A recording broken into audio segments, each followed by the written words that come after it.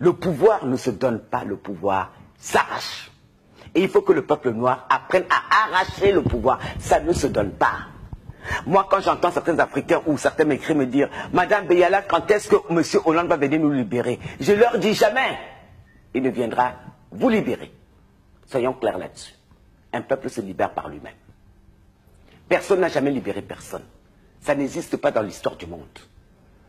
Si vous voulez vous libérer, si vous vous sentez opprimé, levez-vous et utilisez tous les moyens de votre possession pour vous libérer.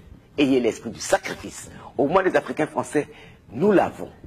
Quand nous décidons d'acheter une maison de la culture africaine française, nous ne sommes pas riches.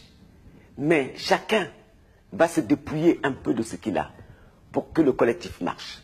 Il est temps que les Africains apprennent une chose. Tant qu'ils n'auront pas en esprit que nous sommes dans un tout plus grand que nous-mêmes et que chacun va vouloir ne pas mourir, ne pas donner son argent, ne pas donner son temps, ne pas donner son énergie, on n'ira nulle part. Et ce n'est de la faute de personne d'autre que de la faute de nous-mêmes. Et cette autocritique, il est temps que les Africains, et les Africains français, se le fassent. Or, ce n'est pas le cas pour l'instant. Ils sont en attente de quoi? Il ne se passera rien. Mes frères, il ne se passera rien si vous ne faites pas. Parce que moi, si je suis opprimé, je me lève. Quand je crée le collectif Égalité, à l'époque pour réclamer des places pour les Noirs, c'est parce que je sentais j'étais opprimé et que mes frères étaient opprimés. Donc, je me lève. Et je prends des risques. Et des risques, on peut même jusqu'à aller se faire tuer. Il faut accepter le principe sacrificiel. Les nations occidentales se sont créées sur la base de ce sacrifice. Même la France aujourd'hui, s'il n'y avait pas eu des hommes, des femmes, des enfants qui ont sacrifié leur vie en faisant leur révolution, la révolution française, on n'en serait pas là. S'il n'y avait pas eu la commune, on n'en serait pas là. Le sacrifice fait partie du processus de la construction des identités des nations. Nous, on ne veut pas le faire. On demande aux autres de le faire. Pendant des années, j'ai vu, on n'avait pas de maison de la culture. Les Africains français ont passé leur temps à aller demander qu'on le leur construise. Mais personne ne va te construire ta maison. Tu dois te la construire ta maison. Ils réclament qu'on aille libérer l'Afrique. Mais personne n'ira libérer l'Afrique.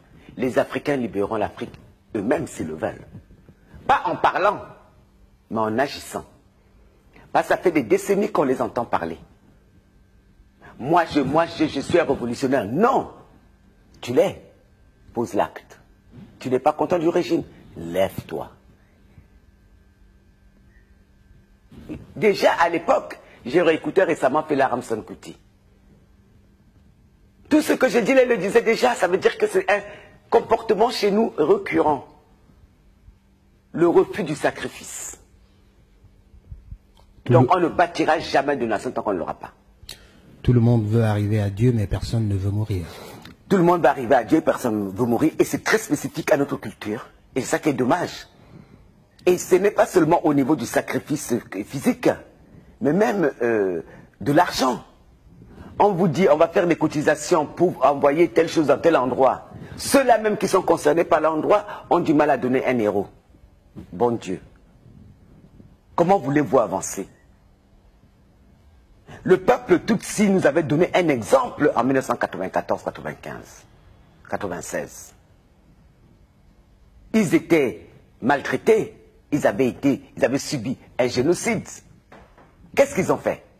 Tous les Tutsis du monde, je vous le signale, étaient obligés de donner, je crois, le tiers de leur salaire comme don à la révolution. Et ils l'ont tous fait, enfants comme adultes, vieux comme jeunes, hommes comme femmes. Et Kagame se battait au front.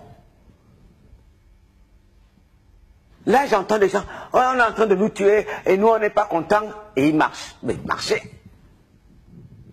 Mais marcher, c'est thérapeutique, certes. Mais ce n'est pas comme ça que l'histoire des peuples change. l'histoire des peuples change par le sens du sacrifice.